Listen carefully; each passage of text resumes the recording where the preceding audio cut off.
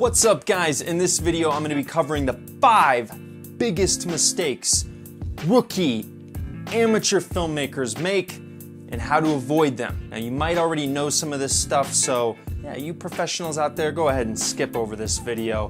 For the rest of you, this might serve as a refresher, so stick around. Number 1. Hey, you know where you can find any of those black bars, bro?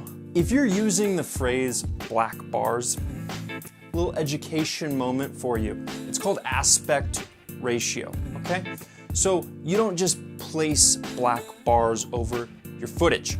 Professionals do not do that. Now, if you're shooting regular widescreen and your TV's a widescreen, you're not gonna get those black bars. So what you're gonna have to do is you're gonna have to export at a different widescreen aspect ratio. And whatever device you're playing on will automatically create those naturally. Little tip, it doesn't make your footage any more or less cinematic, okay? Because cinematic footage is so much more than just aspect ratio. What it does is it actually cuts down the vertical depth of your footage, so you have less to work with, so you're fitting less in the frame vertically and more horizontally. Some people like that, some people don't. But don't rely on just slapping black bars on your footage to make it more cinematic. Number 2, color grading. All right, I'm a color grading nerd. I love to tweak around with colors in S-Log or raw footage. But a lot of people just slap some filters on a DSLR export and then put it on YouTube and it looks like crap, okay? It might be trendy now, but think about 10 years down the road. Some of those same Instagram filter-like colors might not be in style.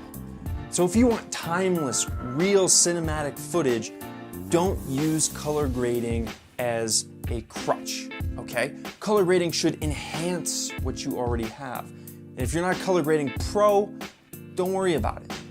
Worry about white balance, worry about story, worry about other things, other cinematic movements in your film.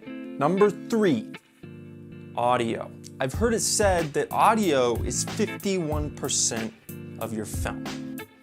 All right? If you have a beautiful, cinematic, gorgeous shot, let me tell you, no one is gonna wanna watch it if it sounds like crap. You gotta invest in some audio equipment early on. All right, I bought one of these Zoom H1s. It was like $100, little mic here. Makes me sound a whole lot better than recording on my cell phone.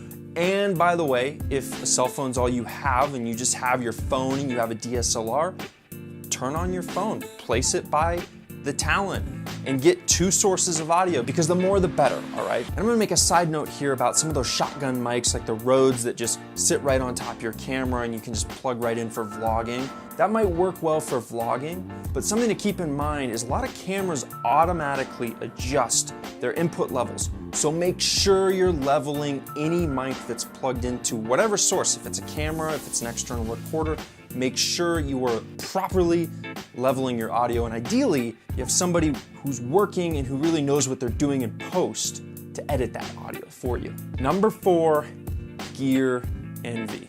We all do it. We all want the newest, the best equipment out there.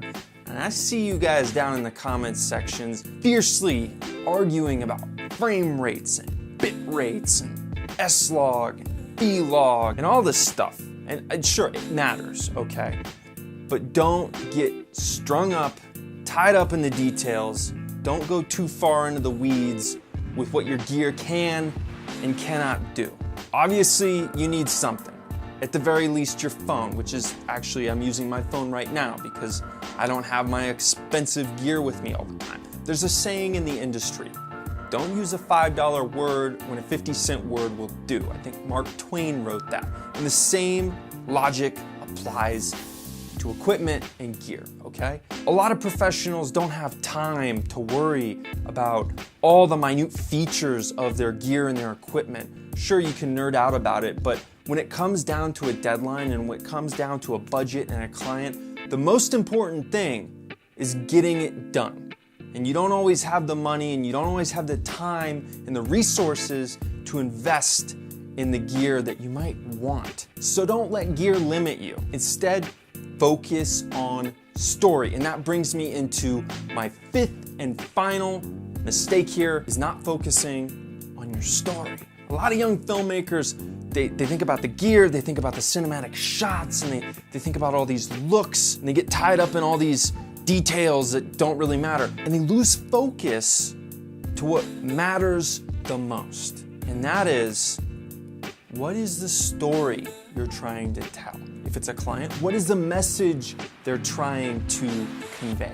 Think first and foremost about your story, because you might have 10 shots in the back of your mind and, ooh, I'm gonna get out and shoot this on location. It's gonna be a gorgeous sunset coming up over those hills, and the fog in the back of the mountains is gonna make my talent look just beautiful in that dress she's wearing.